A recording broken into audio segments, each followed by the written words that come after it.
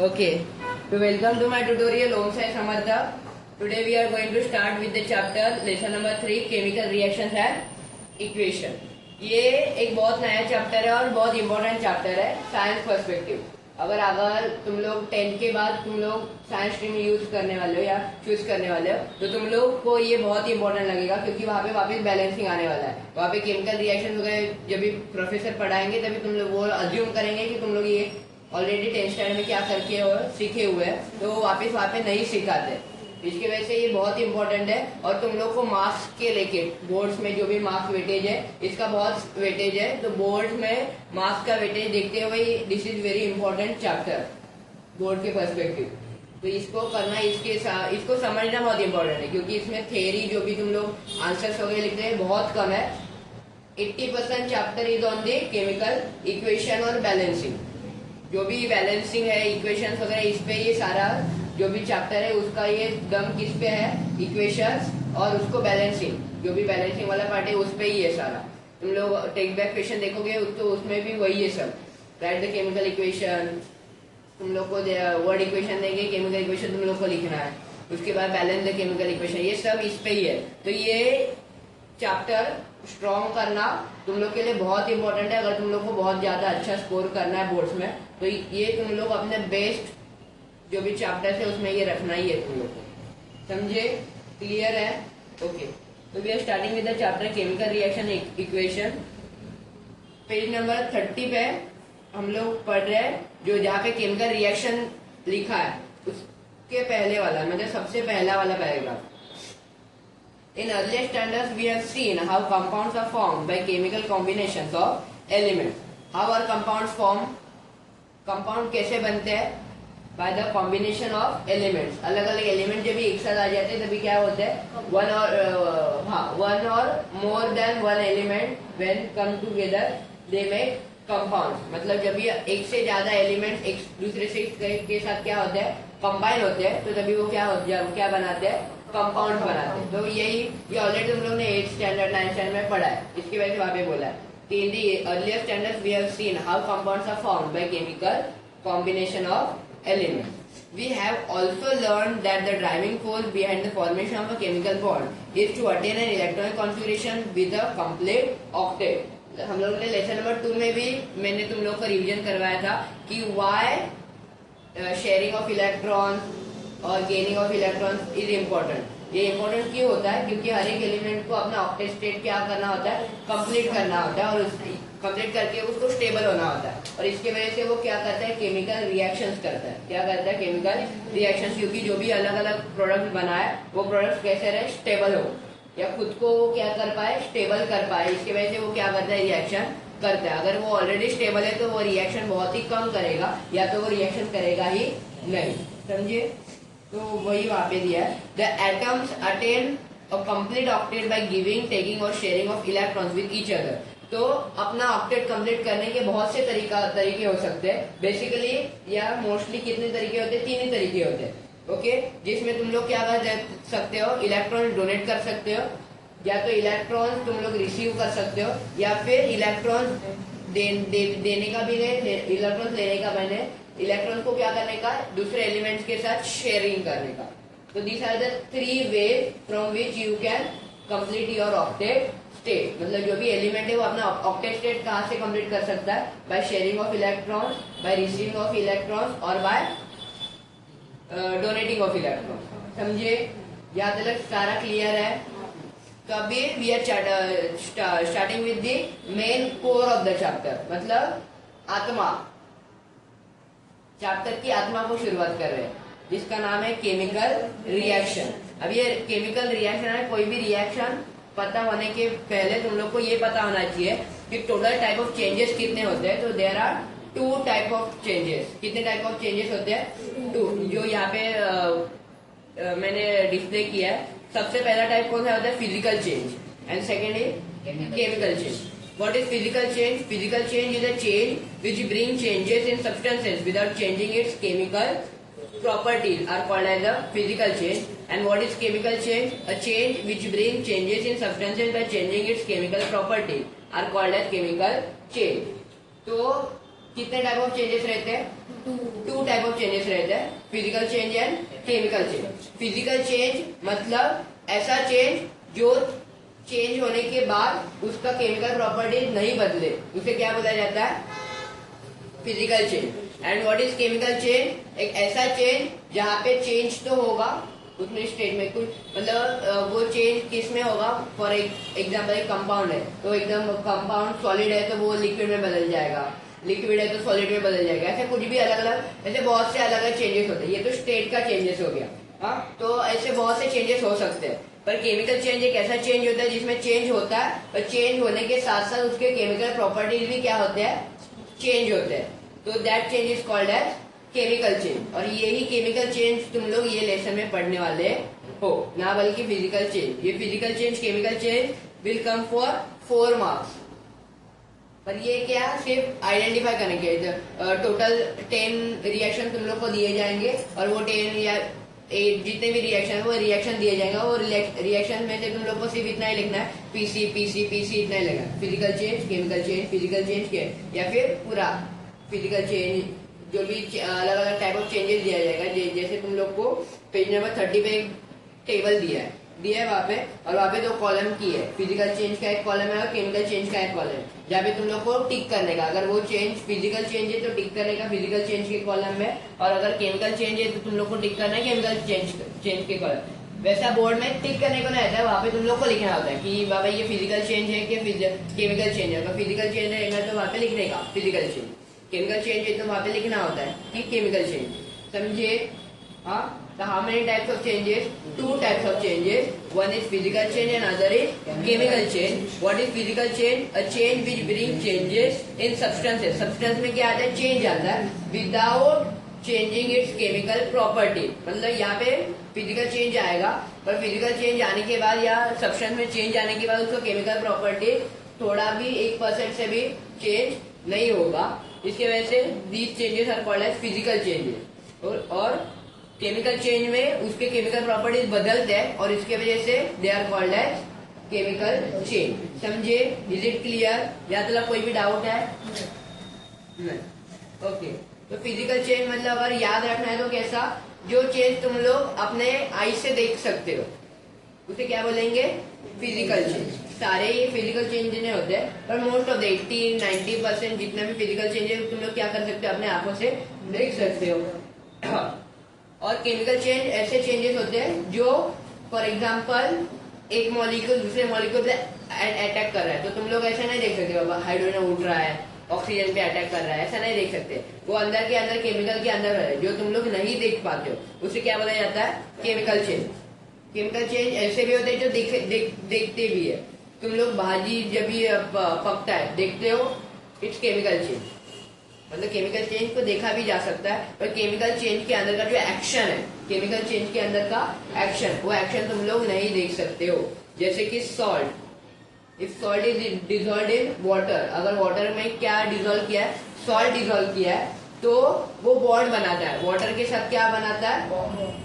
और वाटर के साथ बॉन्ड बनाने की वजह से वो वाटर में सोल्यूबल हो जाता है। पर वो बॉन्ड बनाते समय तुम लोग को दिखता है क्या? NaCl आया बाहर, क्लोरीन आया बाहर, फिर वो अपने H2O बाहर आया और वो रिएक्शन कर रहे, ऐसे दिखता है क्या? नहीं। तो केमिकल चेंज तुम लोग ऐसे फिजिकली देख सकते हो, पर उसके अंदर का जो भी एक्शन है, क्या है एक्शन, वो एक्शन तुम लोग नहीं देख सकते। समझे? तो केमिकल चेंज इज विजिबल, देख सकते हो, पर इसको ध्यान में कैसे रखना है? अगर कॉमनली ध्यान रखने का ट्रिक रखने का है तो फिजिकल चेंज मतलब तुम लोग जो देख सकते हो वो फिजिकल चेंज, केमिकल चेंज मतलब वो भी देख सकते हो और उसके अंदर का एक्शन तुम लोग को नहीं दिखता है। समझे? और एकदम सही तरीका, एकदम प्रॉपर तरीका याद रखने का क्या है? जिसमें केमिकल प्रॉपर्टी चेंज हो वो केमिकल चेंज, और जिसमें केमिकल प्रॉपर्टी चेंज नहीं हो वो फिजिकल चेंज। समझे? तो वहां पे कुछ तुम लोग को एग्जांपल दिए है। First example, transformation of ice to water is a physical change, क्योंकि जब भी वाटर फ्रीज किया जाता है तभी वो अपना स्टेट क्या होता है? बदलता है, लिक्विड से सॉलिड हो जाता है। लिक्विड से क्या हो जाता है? होता है ना, सॉलिड होता है ना, वो बर्फ बन जाता है, सॉलिड होता है। पर वो पानी ही रहता है ना, उसको वापस बाहर निकाल के रखो, वो अपने स्टेट में वापस आ सकता है, मतलब उसमें कोई भी केमिकल चेंज होता नहीं है। Therefore transformation of ice into water is called as a physical change. Next cooking of food chemical change. अभी ये cooking of food chemical change क्यों है? क्योंकि उसमें अलग अलग तुम लोग मिक्स करते हो, भाजी, अलग अलग मसाले, मीट, बहुत से अलग अलग चीजें डालते हो, तो ये सारी चीजें एक दूसरे के साथ क्या करते हैं? रिएक्शन करती है। क्या करती है? रिएक्शन करती है, और रिएक्शन करने की वजह से उसको अलग अलग टेस्ट आता है कि नहीं? उसमें अगर तुम लोग क्या आमचूर पाउडर वगैरह डालते हो तो उसका टेस्ट बदल जाता है। ओके, अगर नमक डाला ही नहीं तो टेस्ट ही नहीं आता है। तो ये सब किसके वजह से होता है? केमिकल चेंज की वजह से। उसमें अंदर भाजी के अंदर क्या होता है? केमिकल चेंज होता है। क्या होता है? Chemical change. तो आगे ये तो वहां पे दिया था, इसके वजह से मैंने बताया, आगे वाला तुम लोग बताओगे मेरे को। Ripening of fruit. Ripening of a fruit मतलब कोई भी फ्रूट पकना। अपन बोलते हैं ना फ्रूट झाड़ पे जब भी तैयार होता है उसको राइपनिंग बोलते हैं। Chemical change. Ripening of fruit भी क्या है? केमिकल, क्योंकि वो अंदर के अंदर रिएक्शन करके क्या हो रहा है? अपना डेवलपमेंट कर रहा है, खुद का क्या कर रहा है? डेवलपमेंट कर रहा है। तो इसके वजह से it is not a physical change. वो दिखता है हमें कि वो ग्रीन था, धीरे धीरे वो, फॉर एग्जाम्पल मैंगो लिया तो धीरे धीरे येलो हो रहा है, पर वो हम लोग कर रहे क्या उसको? कि अपने आप वो अपने आप हो रहा है, पर with the help of a chemical change. क्योंकि टेस्ट, फॉर एग्जाम्पल मैंने क्या लिया? टेस्ट लिया, कैरी का टेस्ट, यानी कि जो अपना क्या रहता है? रॉ मैंगो रहता है, जो रॉ मैंगो रहता है, वो रॉ मैंगो का टेस्ट और मैंगो का टेस्ट क्या होता है? अलग अलग होता है।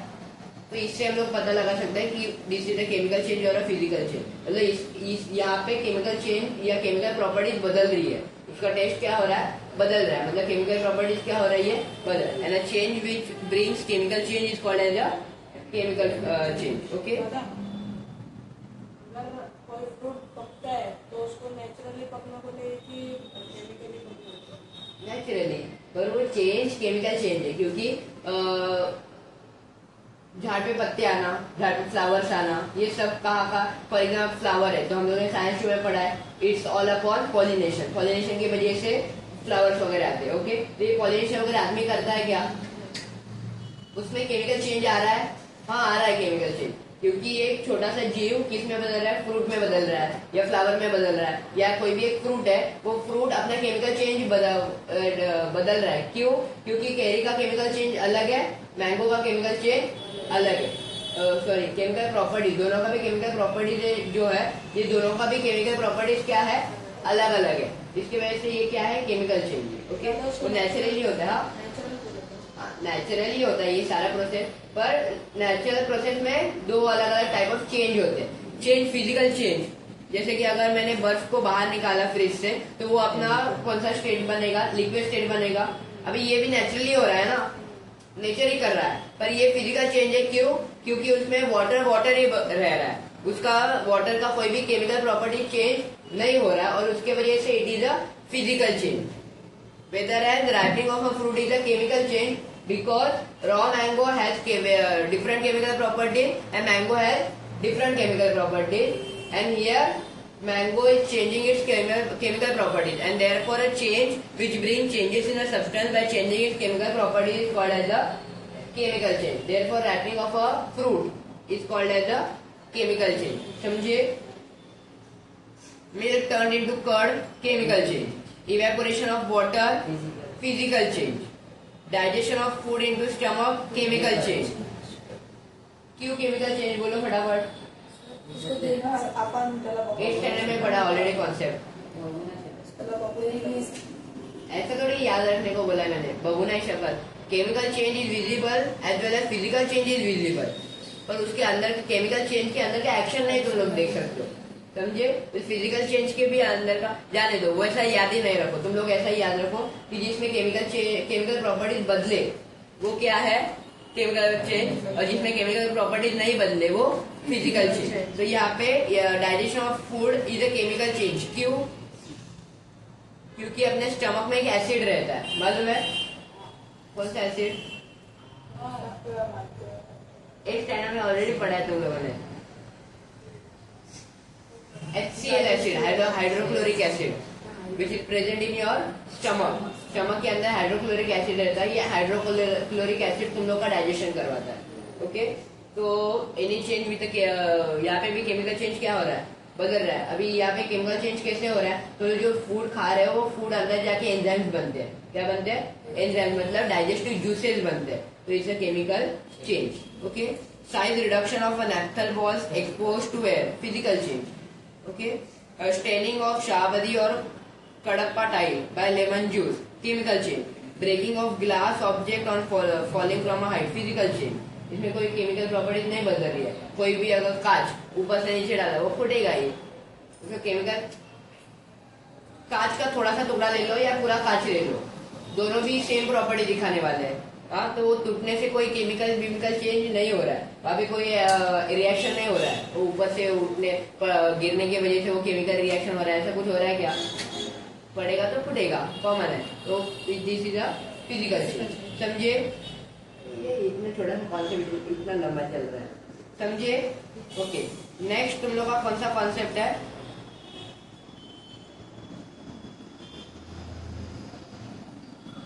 नेक्स्ट है रिएक्शन। क्या है? रिएक्शन। तो come on the page number 31, find out लिखा है, दिख रहा है? फाइंड आउट, हाँ, तो वहां से चालू कर रहे हैं। A physical change takes place due to change in the parameters such as temperature, pressure, etc. Often the physical change is reversible. Physical change क्या होता है? Reversible, मतलब फिजिकल चेंज एक ऐसा चेंज होता है जिसमें तुम लोग जो भी चेंज हुआ है ये चेंज को रिवर्सिबल कर सकते हो। रिवर्सिबल मतलब change can be reversed. For example, अगर मैंने वाटर को फ्रीज किया तो वो आइस में बदल जाएगा। आइस को वापस में क्या कर सकता हूँ? वाटर में ला सकता हूँ, और वही जो भी मेल्ट हुआ वाटर है, इस वाटर को वापस फ्रीज करके वापस मैं आइस के फॉर्म में ला सकता हूँ। तो ये जो भी फिजिकल चेंज होते हैं, तो most of the physical changes are reversible. Reversible मतलब जो चेंज हम लोग रिवर्स कर सकते हैं, जो चेंज क्या कर सकते हैं? रिवर्स कर सकते हैं, उसको क्या बोला जाता है? Reversible change. क्या बोला जाता है? हाँ, reversible change. Okay, the composition of matter remain the same in the physical change. Physical change में क्या होता है? कंपोजिशन ऑफ मैटर, मैटर का जो भी कंपोजिशन होता है, या मैटर के अंदर का जो भी मॉलिक्यूल्स होता है या बॉन्ड बीन होता है, ये सब जो भी होता है ये क्या होता है? सेम रहता है। इसमें ज्यादा से ज्यादा ये जो भी फिजिकल चेंज है ये किस पे डिपेंडेंट होता है? टेम्परेचर और प्रेशर। कौन से टेम्परेचर पे वो चेंज हो रहा है और कौन से प्रेशर पे चेंज हो रहा है।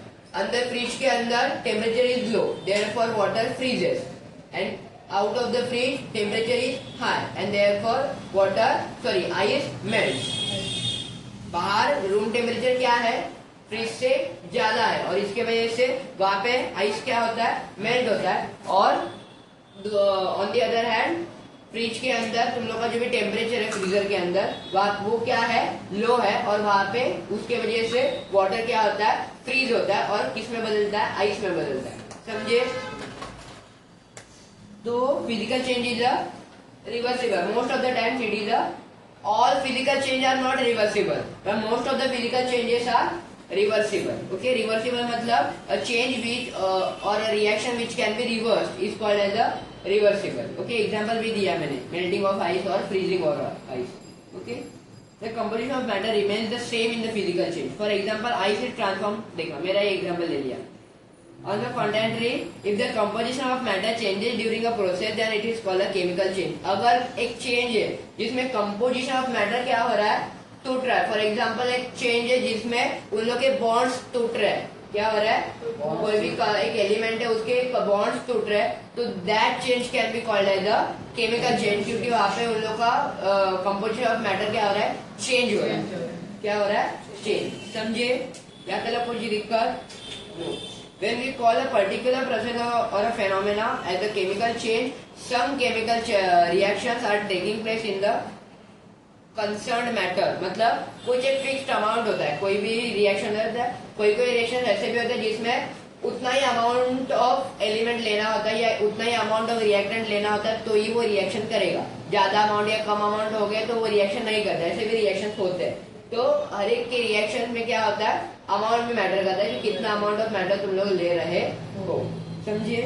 और chemical reaction is the process in which substances undergo bond breaking. जैसे मैंने पहले भी बोला था कि कोई भी रिएक्शन है जिसमें मॉलिक्यूल्स अपने बॉन्ड्स तोड़ रहे हैं, बॉन्ड्स क्या हो रहा है, तोड़ रहे हैं, तो that change can be called as a chemical change. वही लाइन वहां पे यहाँ पे दिया है कि a chemical change is a process in which substances undergo bond breaking, जहाँ पे बॉन्ड्स क्या होंगे, ब्रेक होंगे, that change is called as a chemical change. Chemical change without bond breaking is not possible. Without bond breaking chemical change कभी भी possible नहीं है। Chemical change कभी भी क्या होगा, बॉन्ड ब्रेकिंग से ही होगा। ओके, तो कितना क्लूज मिल गया तुम लोग को याद रखने के लिए। ओके, फेनोमेना मतलब प्रोसेस।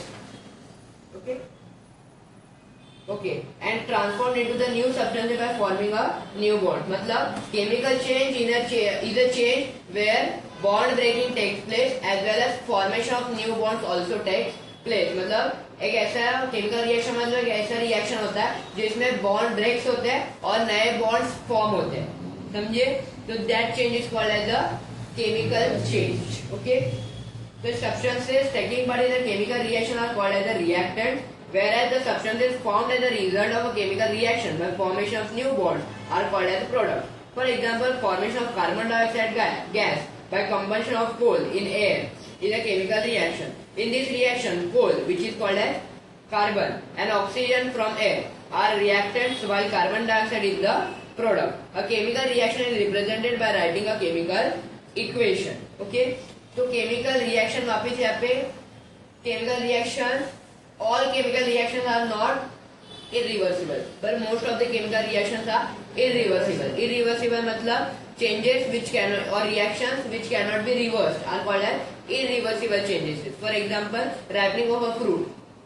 अगर एक फ्रूट है वो पक गया, वो फ्रूट पकने के बाद वापस उसके रॉ जो भी इनिशियल स्टेज है वो इनिशियल स्टेज में ला सकते हैं क्या? आम को कैरी में बदल सकते हैं क्या? It's totally impossible. तो most of the chemical reactions are irreversible, not all. सारे केमिकल रिएक्शंस इरिवर्सिबल है ऐसा नहीं बोल रहा हूँ। ऐसे लैब में कोई तुम लोगों ने क्या किया, लैब में कोई क्या बोलते हैं, रिएक्शन किया, तो there are very very method from that you can form the initial product. मतलब जो पहला तुम लोगों ने ले रखा था जिससे नया प्रोडक्ट बना है, उससे तुम लोग वापस रिएक्टेंट में भी आ सकते हो। ओके, तो वहां पे भी वो रिएक्शन को रिवर्सिबल बोला जाता है। क्या बोला जाता है? तो all physical change are not reversible और all chemical change are not irreversible. सारे ही केमिकल चेंजेस इरिवर्सिबल नहीं है और सारे ही फिजिकल चेंजेस रिवर्सिबल नहीं है, समझे? But most of the physical changes are reversible and most of the chemical changes are irreversible. समझे? हाँ, एग्जाम में नहीं लिख के आने का कि सारे केमिकल चेंजेस रिवर्सिबल है, सारे फिजिकल चेंजेस सारे केमिकल चेंजेस इरिवर्सिबल है, फिजिकल चेंजेस रिवर्सिबल है, ऐसा नहीं। मोस्ट ऑफ दी, वहां पे भी तो वो लोगों ने यूज किया है वर्ड ऑफन। ऑफन मतलब मोस्ट ऑफ द टाइम्स, समझे? यहाँ तक कुछ भी डाउट है वही यहाँ पे डिस्प्ले किया है। तो वाटर रिएक्टेंट्स, ये तुम लोग को डेफिनेशन के पूछा जाता है कि what are reactants, what are products. तो रिएक्टेंट्स मतलब the substances taking part in a chemical reaction are called as the reactant. इसको और एक बार डिफाइन कर सकते हैं कि the substances taken for performing a reaction are called as a reactant. मतलब रिएक्शन करने के लिए जो सब्सटेंसेस लिए गए हैं या जो सब्सटेंसेस रिएक्शन में पार्ट ले रहे हैं, ये सब्सटेंसेस को तुम लोग क्या बोलते हो? Reactants. And the substances formed by as a result of a reaction are called as a product. Product मतलब रिएक्शन होने के बाद जो भी बनता है, रिजल्ट बनता है। क्या बनता है? Result. That result is called as the product, समझे? कोई भी रिएक्शन किया, वो रिएक्शन से जो अलग अलग प्रोडक्ट बनते हैं। तो फॉर एग्जाम्पल ए बी से रिएक्ट हुआ और सी प्रोडक्ट बन गया, तो सी बन गया, तो सी इज योर प्रोडक्ट। मतलब कोई भी अलग अलग रिएक्टेंट मतलब substances taking part in a chemical equation, chemical reaction is called as a reactant. तो ये reactant जब भी एक दूसरे से रिएक्ट करते हैं, क्या करते हैं? तो दे फॉर्म प्रोडक्ट। रिएक्टेंट एक दूसरे से रिएक्ट करने की वजह से क्या बनाते हैं? प्रोडक्ट बनाते हैं, समझे? तो जो बनता है, रिजल्ट बनता है, इक्वेशन के रिएक्शन की वजह से क्या बनता है? रिजल्ट बनता है। That result is called as a product and the substances taking part of the in the chemical reaction, वो substances को सब्सटेंसेस को तुम लोग को प्रोडक्ट बनाने के लिए यूज किया है। वो यूज किए हुए सब्सटेंसेस को तुम लोग क्या बोलते हो? रिएक्टेंट। क्या बोलते हो? ये क्यों इंपॉर्टेंट है? क्योंकि तुम लोग को वर्ड इक्वेशन वगैरह होता है ना, ये लिखने में तुम लोग को पता होना चाहिए कि रिएक्टेंट्स क्या होते हैं और प्रोडक्ट्स क्या होते हैं। तो समझिए what are products and what are reactants. Okay, next point अपना क्या है? Okay, next writing a chemical equation. Okay, sorry, chemical reaction मतलब केमिकल इक्वेशन। ये केमिकल इक्वेशन या लिखने का एक तरीका है। केमिकल रिएक्शन एक क्या है? केमिकल रिएक्शन एक रिएक्शन है। केमिकल रिएक्शन एक रिएक्शन है, पर वो रिएक्शन को लिखने का एक तरीका है जिसे हम लोग बोलते हैं राइटिंग अ केमिकल इक्वेशन। मतलब जो भी केमिकल रिएक्शन है, ये केमिकल रिएक्शन को तुम लोग कैसे प्रेजेंट कर सकते हो? In a form of a word equation और in a form of a chemical equation.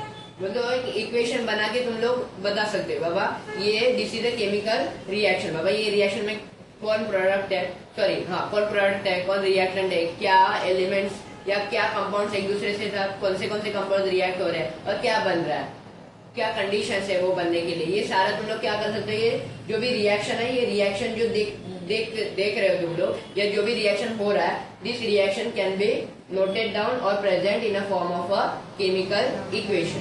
इसको कैसे लिखा जाता है? केमिकल इक्वेशन में लिखा जाता है। कैसे लिखा जाता है बाबा?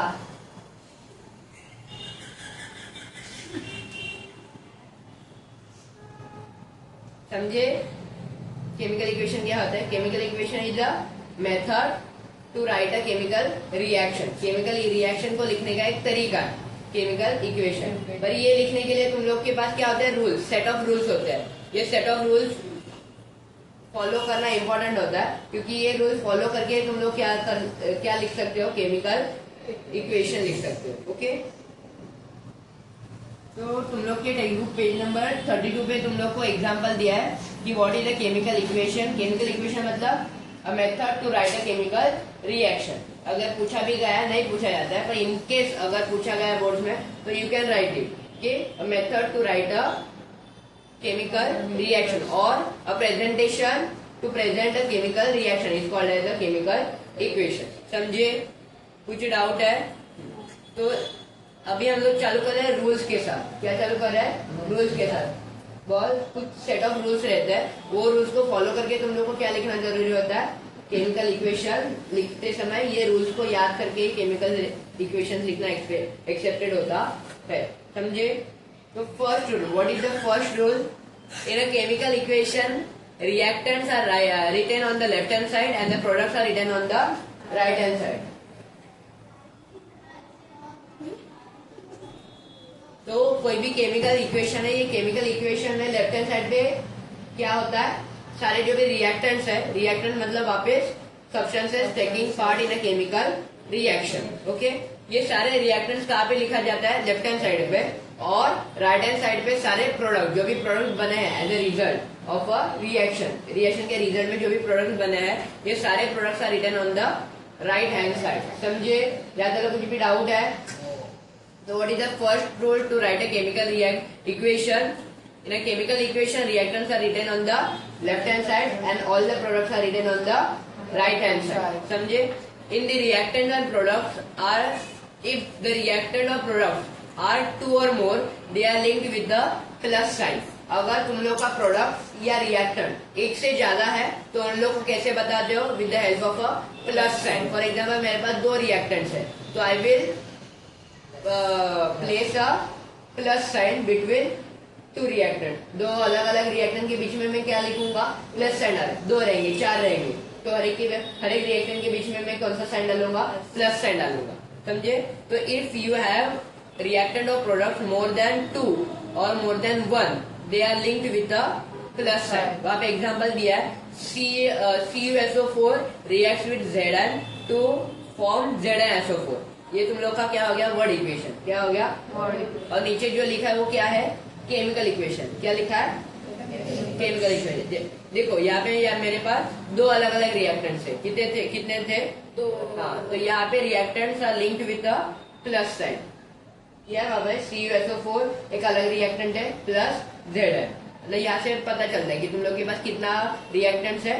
दो रिएक्टेंट। प्रोडक्ट कितने हैं? दो प्रोडक्ट। तो अगर प्रोडक्ट तुम लोग के पास एक से ज्यादा है या रिएक्टेंट तुम लोग के पास एक से ज्यादा है, so they are linked with a plus sign. समझे? This are the 2 rules. ऐसे बहुत देयर आर टोटल 6 रूल्स। कितने रूल्स है? 6 रूल्स है। इसमें से 2 रूल्स खत्म हो गए। थर्ड रूल, ये थर्ड रूल है। The physical state of reactant and products are indicated by writing the letter G for gaseous, L for liquid state and S for solid state in the bracket. मतलब हर एक reactant का तुम लोग को क्या लिखना जरूरी होता है? स्टेट लिखना जरूरी होता है। क्या लिखना जरूरी होता है? स्टेट। स्टेट यानी कि जो भी रिएक्टेंट है या जो भी प्रोडक्ट है, ये कौन से फॉर्म में रिएक्ट हो रहा है। रिएक्टेंट है तो कौन से फॉर्म में रिएक्ट हो रहा है, या प्रोडक्ट है तो ये कौन से फॉर्म में प्रोडक्ट बन रहा है। ओके, तो वो गैसियस हो सकता है। कितने type of state of matter कितने होते हैं? 3 स्टेट ऑफ मैटर होते हैं, liquid, solid, liquid and gaseous. तो liquid state is present as L, gaseous state is represented as G and solid state is represented as S. All small letters. S लिखना है तो भी small letter, G small और L भी small. समझे? या तो कुछ भी डाउट है? Also, if the product is gaseous, instead of G, it can be indicated by the arrow pointing upward. अगर बना हुआ प्रोडक्ट या लिया हुआ रिएक्टेंट गैसियस स्टेट में है, कौन से स्टेट में है? गैसियस। तो ये गैसियस स्टेट में कभी रिएक्शन नहीं होता है। रिएक्शन जो भी होगा वो प्रोडक्ट बन सकता है। गैसियस क्या बन सकता है? प्रोडक्ट। तो ये जो भी प्रोडक्ट बनेगा गैसियस, तो वहां पे तुम लोग या तो ब्रैकेट में क्या लिखते हो? G लिखते हो, या फिर उसको लिखने का और एक तरीका है कि अगर गैसियस है तो वो उसका जो भी केमिकल फॉर्मूला रहेगा, वो केमिकल फॉर्मूला के सामने तुम लोग को क्या लिखना है? सिर्फ एरो, अपवर्ड एरो क्या ड्रॉ करना है। कौन सा arrow? Upward arrow. That upward arrow indicate that the product is gaseous. समझे?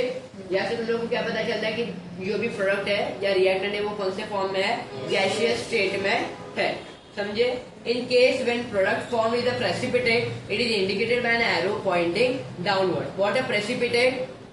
प्रेसिपिटेट मतलब एक ऐसा फॉर्म होता है, प्रेसिपिटेट मतलब लिक्विड फॉर्म में ही होता है, पर वो ऐसा होता है कि धीरे धीरे कुछ टाइम के बाद वो क्या होगा? सेटल डाउन होगा। जो भी तुम लोग का प्रोडक्ट रहेगा या प्रोडक्ट क्या होगा?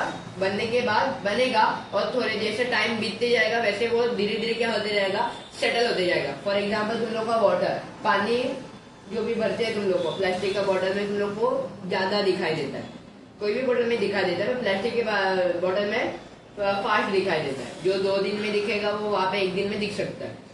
तुम लोगों ने पूरा बॉटल भरा है और 15-20 दिन के बाद तुम लोग ने वापस देखा है वो बॉटल को, तो वहाँ पे जो भी जितना भी तुम लोग ने पानी पहले इनिशियली भरा था उसका वो वाटर लेवल क्या हो जाता है? गिर जाता है, कम हो जाता है। देखा है कभी? नहीं देखा है? देखो, ट्राई करो। नहीं, किसी ने भी नहीं देखा है। घर पे जाके एक प्लास्टिक का बॉटल ले लो, बिस्लरी जो भी कंपनी का रहेगा, उसमें पानी भरो, आधा ही भरो, ज्यादा मत भरो, और वहाँ पे जो भी मार्कर वगैरह रहता है ना, वो मार्कर से मार्क करो भाई ये this is the water level. और 15 दिन के बाद या 10 दिन के बाद, 5 दिन 7 दिन के बाद उसको वापस क्या रोज उसको क्या करो? ऑब्जर्व करो। तुम लोग को क्या दिखाई देगा? The water level is decreasing. मतलब जो भी वाटर लेवल है वो क्या होते जाएगा? घटते जाएगा। ओके, तो that form is called as a precipitate. अलग अलग प्रोडक्ट भी ऐसे होते हैं, प्रोडक्ट बनने के बाद वो धीरे धीरे क्या होने लगते हैं? सेटल डाउन होने लगते हैं, या वो प्रेसिपिटेट होते हैं। प्रेसिपिटेट होना मतलब वो वेपर के फॉर्म में एयर में चले जाते हैं, उसको प्रेसिपिटेट बोलते हैं। प्रेसिपिटेशन हम लोग ने पढ़ा था 9th स्टैंडर्ड में, पढ़ा है ना ज्योग्राफी में प्रेसिपिटेशन, साइंस में भी पढ़ा था प्रेसिपिटेशन। प्रेसिपिटेशन मतलब a process in which water is converted into the vapor is called as a precipitation. So precipitate मतलब a form where that form can be converted into the vapor is called as a precipitate. Precipitate मतलब समझा? तो that precipitate is denoted by an arrow कहाँ पे? Downward arrow. Okay, तो downward arrow तुम लोग को क्या बताता है? कि that product is called as a precipitate. Sorry, that product is a precipitate. जो भी प्रोडक्ट बना है ये प्रोडक्ट क्या है? प्रेसिपिटेट है। ये डाउनवर्ड एरो बताता है।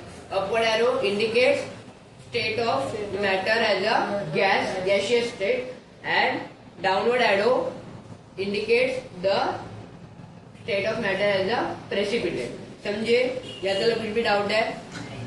और एक स्टेट होता है जहाँ पे इधर रिएक्टेंट और प्रोडक्ट दोनों भी, रिएक्टेंट हो या फिर प्रोडक्ट हो, are aqueous solution, then they are indicated by writing AQ in the bracket. अभी व्हाट आर एक्वियस? एक्वियस मतलब dissolve with water, dissolve in water. कोई भी अगर मैंने लिया, फॉर एग्जांपल मैंने कोई केमिकल लिया, वो केमिकल को मैंने वाटर में डिजॉल्व करके लिया है, तो that substance is called as a aqueous solution. That solution is called as a aqueous solution. Aqueous solution मतलब जिसमें पानी मिक्स किया हो, जिसमें क्या मिक्स किया हो? पानी मिक्स किया हो, उसको क्या बोलेंगे तुम लोग? फॉर एग्जाम्पल मुझे डिटर्जेंट का एक्सपेरिमेंट करना है। किसका करना है? डायरेक्ट डिटर्जेंट भी ले सकते हो, पर तुम लोग को लिक्विड फॉर्म में करना है, तो तुम लोग क्या करोगे? डिटर्जेंट को पानी के साथ मिक्स करोगे, तो it is a aqueous medium. वो मीडियम क्या हो गया, या वो सोल्यूशन क्या हो गया? एक्वेस सोल्यूशन हो गया। तो एक्वेस सोल्यूशन मतलब a solution which is a solution where a chemical is dissolved in water और अ रिएक्टेंट और product is dissolved in water is called as a aqueous solution. समझे? तो वो एक्वेस प्रोडक्ट भी हो सकता है। फॉर एग्जाम्पल कोई केमिकल को मैंने वाटर के साथ रिएक्ट किया, तो वो एक्वेस सोल्यूशन में ही बनेगा, या लेते समय मैंने एक्वेस सोल्यूशन में उसको रिएक्ट करवाया, तो वो देखा जाता है। तो वो एक्वेस मीडियम कैसे डिनोट किया जाता है या कैसे इंडिकेट किया जाता है? ब्रैकेट में AQ लिखना होता है, small a small q, AQ, okay. By writing AQ in bracket is small letters indicate that the solution is the aqueous solution. समझे? Whether it be a product और इट मे अ रिएक्टेंट। समझे? Reactant हो या product, aqueous है तो उसको कैसे denote किया जाता है? By writing a AQ in bracket. समझे? This is your third rule. कौन सा रूल है? यहाँ पे एग्जांपल दिया है, देखो यहाँ पे कार्बन रिएक्ट्स विद O2। ये ना केमिकल रिएक्शन पढ़ने का भी एक तरीका होता है। केमिकल रिएक्शन भी क्या होता है? पढ़ने का तरीका होता है। अब मैंने यहाँ पे C लिखा है, C मतलब C stands for carbon, O2 stands for oxygen, okay. तो ये जो भी है यहाँ पे C प्लस O2 लिखा है, मतलब कार्बन रिएक्ट्स विद ऑक्सीजन। तो ये पढ़ने का क्या होता है? कोई भी केमिकल रिएक्शन को जैसे केमिकल इक्वेशन में फॉर्म करते हैं, तो ये केमिकल इक्वेशन को क्या होता है? पढ़ने का एक तरीका होता है, ओके। तो ये फर्स्ट इक्वेशन में कैसे पढ़ सकता हूँ कि carbon react with O2 and forms CO2। मतलब यहाँ से मुझे कैसे पता चला? लेफ्ट हैंड साइड पे रिएक्टेंट्स होते हैं, मतलब ये क्या है? रिएक्टेंट है। राइट हैंड पे प्रोडक्ट है, मतलब वो बना हुआ प्रोडक्ट है, okay.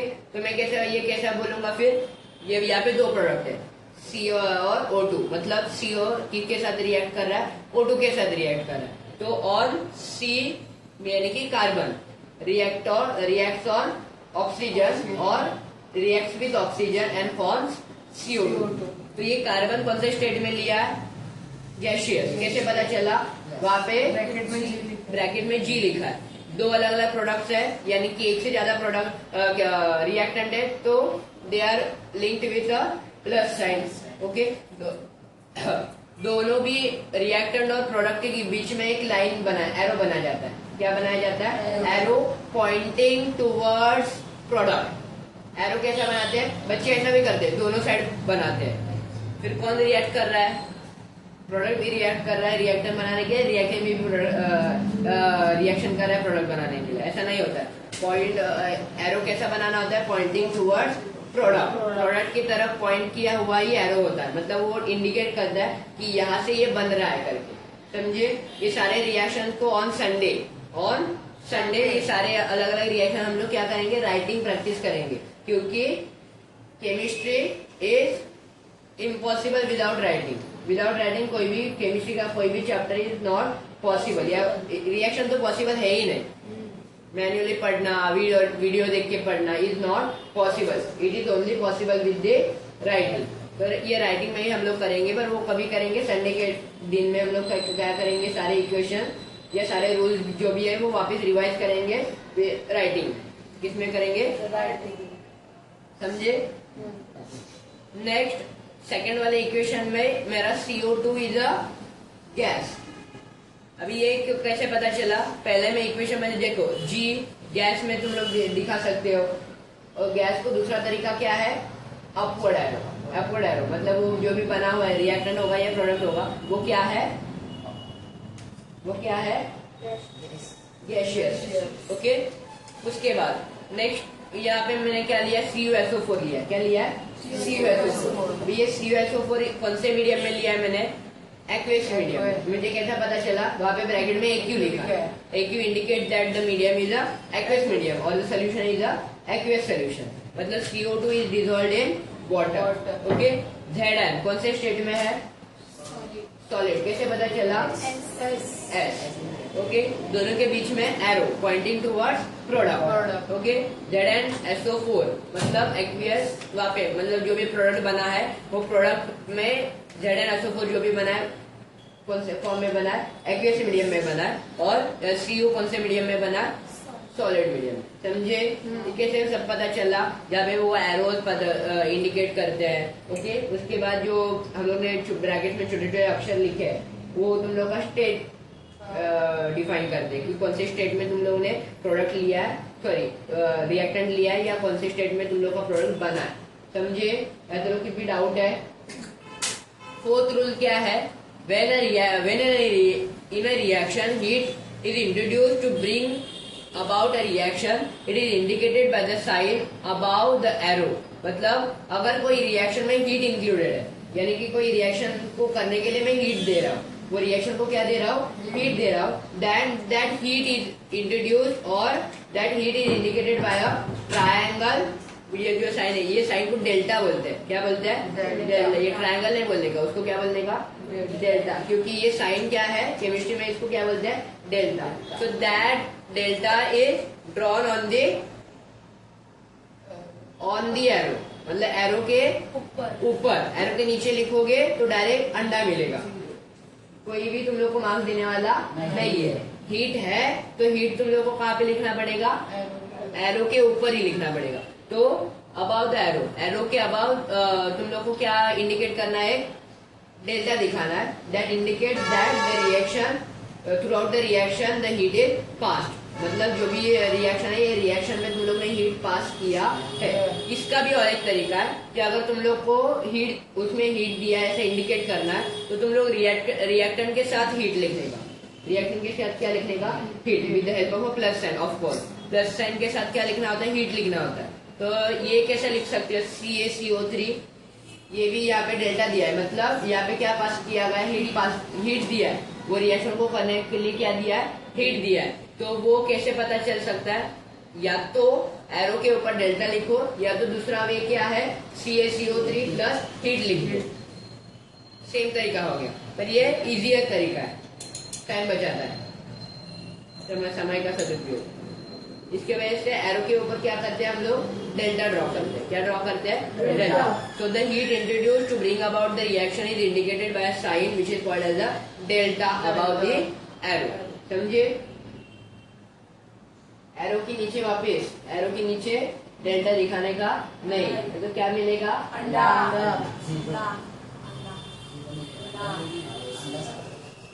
Okay, next, but heat is produced during the reaction, it is indicated as follows। okay? मतलब यहाँ पे समझ लो, रिएक्शन में हीट अगर तुम लोग ने पास किया है, रिएक्शन में क्या किया है, हीट तुम लोग ने पास किया है, खुद तुम लोग ने हीट दिया है वो रिएक्शन करने के लिए, so that heat is indicated by a delta sign. वो कैसे बताएंगे तुम लोग, डेल्टा के साइन में। पर अगर हीट प्रोड्यूस हुआ है, मतलब हीट बाहर निकल रहा है एज ए प्रोडक्ट, बाहर निकल रहा है मतलब वो हीट क्या हो रहा है, एज ए प्रोडक्ट बाहर, मतलब जो भी रिएक्शन हो रहा है वो रिएक्शन के साथ, प्रोडक्ट के साथ अगर हीट बाहर आ रहा है, क्या आ रहा है बाहर, heat. So that heat is indicated as writing by heat word. Heat direct word क्या करते तुम लोग लिख देते हो, पर ये हीट कभी नहीं लिख सकते, रिएक्टेंट में नहीं लिख सकते। ये हीट कहाँ पे नहीं लिख सकते, रिएक्टेंट में नहीं लिख सकते। क्यों, क्योंकि अगर रिएक्टेंट को तुम लोग ने हीट दिया है तो वो कैसे इंडिकेट किया जाएगा, एरो के ऊपर डेल्टा। ओके, अगर हीट प्रोड्यूस हुआ है, हीट क्या हुआ है, प्रोड्यूस होना मतलब हीट बनना, तो अगर हीट प्रोड्यूस हुआ है तो that heat is indicated by writing the word heat. Directly वो वर्ड क्या लिखने का है, हीट वर्ड लिख देने का है। समझे, या तो कुछ भी डाउट है, तो ये देखो, ये वाले जो भी रिएक्शन है, तो यहाँ पे क्या हो रहा है, CuSO4 react with Zn to form ZnSO4 and Cu। अभी ये रिएक्शन में हीट प्रोड्यूस हो रहा है, हीट बाहर निकल रहा है, और उसके वजह से हीट को कैसे इंट्रोड्यूस किया गया है, सॉरी हीट को कैसे लिखा गया है, डायरेक्ट हीट वर्ड लिखने का, वहां पे डेल्टा बिल्टा नहीं ड्रॉ करने का। तो वहां पे भी क्या मिलेगा, वहां पे समझे, जीरो मिला, जीरो। अंडा मिलेगा। अंडा 7 रुपए का। हाँ तो फिर और ओके, नेक्स्ट कौन सा रूल हम लोग पढ़ना है, 5th रूल। यहाँ पे refer to text book.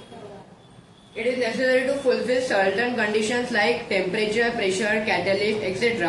to bring about some reaction. Reaction का जो भी कंडीशन है, वो रिएक्शन कौन से टेम्परेचर में किया है, कौन से प्रेशर में किया है, वो रिएक्शन कौन से फॉर्म में किया है, वो रिएक्शन करते समय क्या टेम्परेचर लिया है, वो रिएक्शन में कैटलिस्ट डाला है या नहीं डाला है, कौन सा कैटलिस्ट डाला है, हीट दिया है नहीं दिया है, ये सारे कंडीशंस होते हैं। क्या होते हैं, कंडीशन। लेफ्ट हैंड साइड पे सिर्फ क्या लिखोगे, स्टेट लिखोगे, रिएक्टेंट लिखोगे। राइट हैंड साइड पे सिर्फ क्या लिखोगे, प्रोडक्ट लिखोगे, प्रोडक्ट का स्टेट लिखोगे। बाकी जो भी चीजें हैं, टेम्परेचर हो, प्रेशर हो, कौन से प्रेशर पे रिएक्शन हो रहा है, कौन से टेम्परेचर पे रिएक्शन हो रहा है, ये सारा कहाँ पे बताया जाता है, एरो पर, एरो के ऊपर, एरो के नीचे, समझे।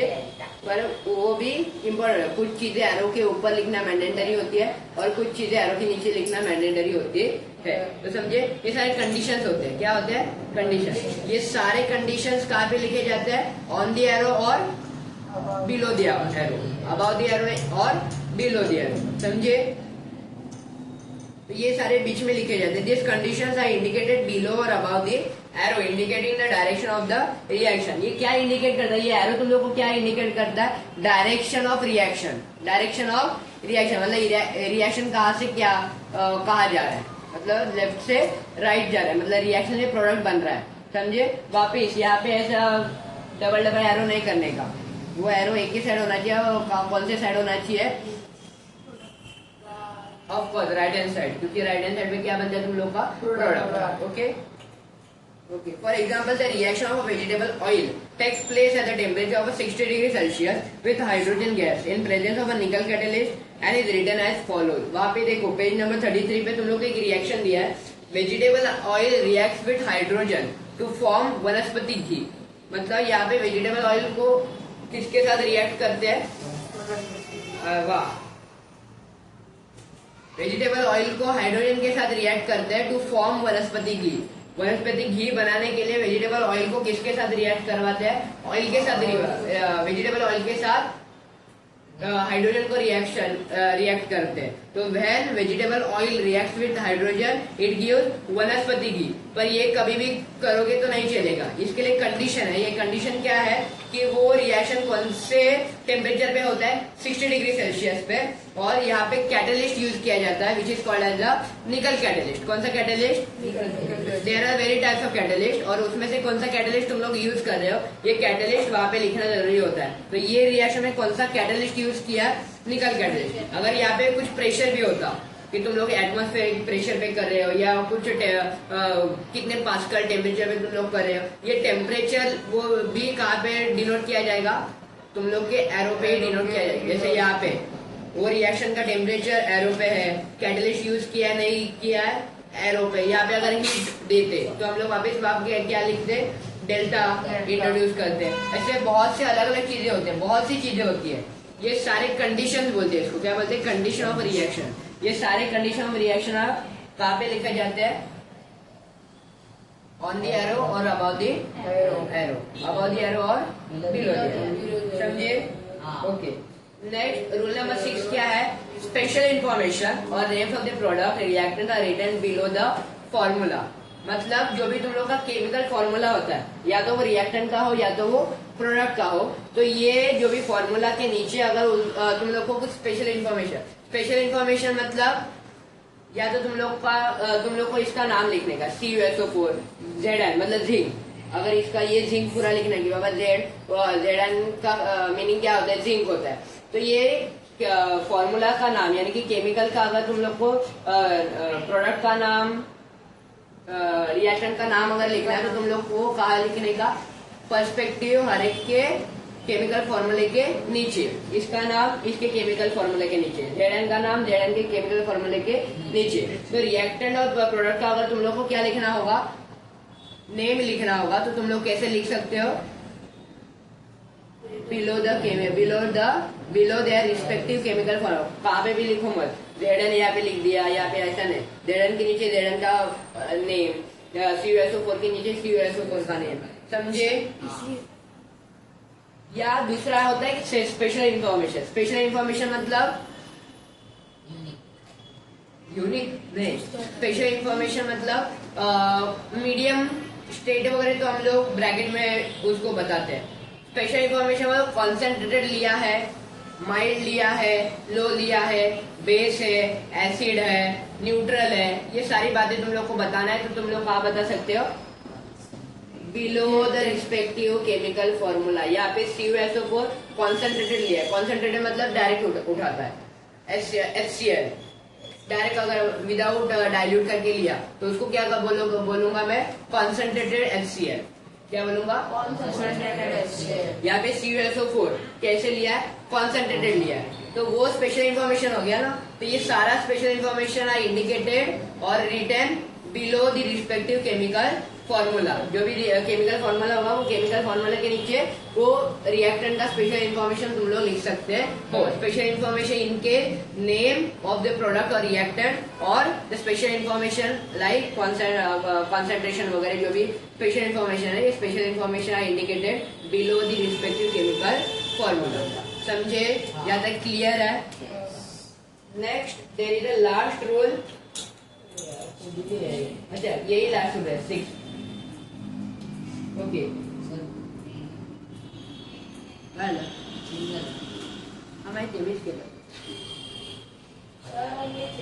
ओके, तो this finish is a set of rules for writing the chemical equation. तो ये क्या है तुम लोग के सारे rules for writing chemical equation. Chemical equation को लिखने का क्या है, अलग अलग रूल्स है। ये रूल्स फॉलो करके ही केमिकल रिएक्शन लिखना एक्सपेक्टेड है। नहीं तो तुम लोग को वापिस क्या मिलेगा,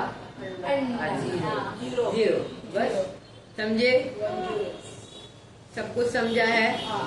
वापिस नेक्स्ट टाइम आते समय क्या करना है, पढ़ के आना है। अगर पढ़ोगे नहीं तो क्या होगा, वो मेरे से होगा भाई। तुम लोग पे क्या इफेक्ट होगा, पेरेंट्स भी बोल रहे हैं कि हम लोग घर पे बोला, हम लोग का तुम लोग के पढ़ाई पे क्या इफेक्ट होगा, भविष्य बोर्ड में आगे अच्छे नहीं आएंगे।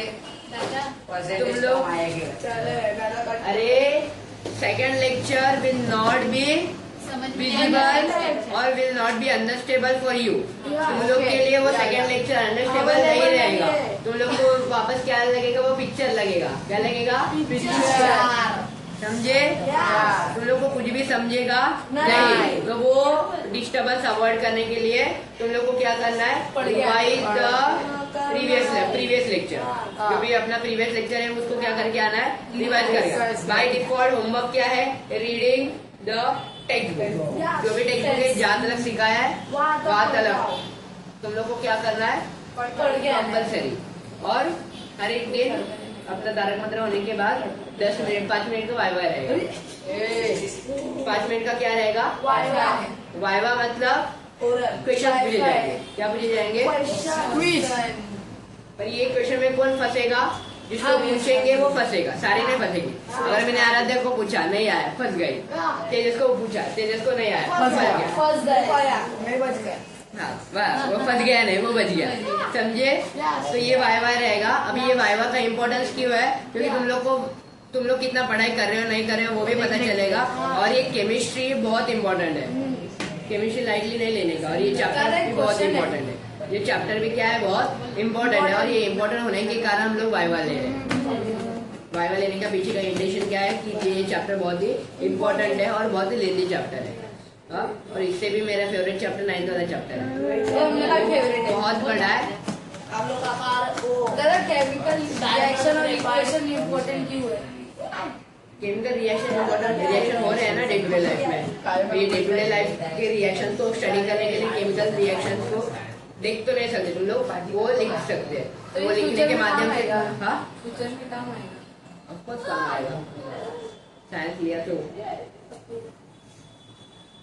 अगर साइंस नहीं भी लिया तो कोई किसी ने कुछ पूछा कि अगर क्या इसमें क्या रिएक्शन हो रहा है, क्योंकि आगे तो बहुत एजुकेशन बढ़ेगा, ये बेसिक नॉलेज तो होना चाहिए बाबा किसके साथ क्या रिएक्ट हो रहा है। तुम लोग ऑक्सीजन कैसे बन रहा है, नहीं बन रहा है, वो नेचर में रहता है। CO2 कैसे बन रहा है, वो बनता है, कार्बन और ऑक्सीजन भी रिएक्ट होते तभी CO2 बनता है। तो ये बेसिक नॉलेज तो होना चाहिए। अगर तुम लोग पढ़े लिखे हो तो तुम लोग को क्या होना जरूरी है, बेसिक नॉलेज होना जरूरी है। इसकी वजह से ये इम्पोर्टेंट है। दादा समझे क्या उसने क्या सवाल पूछा, दादा क्या सवाल पूछा, दादा सवाल तो पूछा, सवाल नहीं पूछा। क्या सवाल पूछा?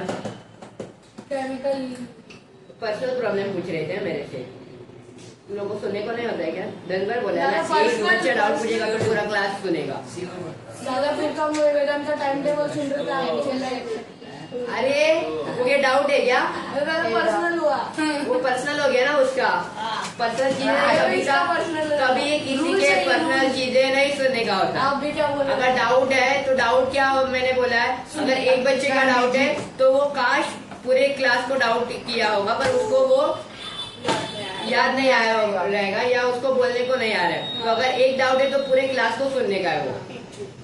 अपने भी नॉलेज में कुछ तो वृद्धि नहीं होनी चाहिए। नॉलेज में कुछ तो होना चाहिए ना, बड़ा होना चाहिए ना नॉलेज में। तो वो बड़ा कभी आएगा जब तुम लोग कुछ तो करोगे। वो अभी वो गया वापिस, वो वाला उसने जो पूछा डाउट, अगर वो दूसरों ने मुझे पूछा तो वो मैं डाउट एंटरटेन करने वाला नहीं होगा।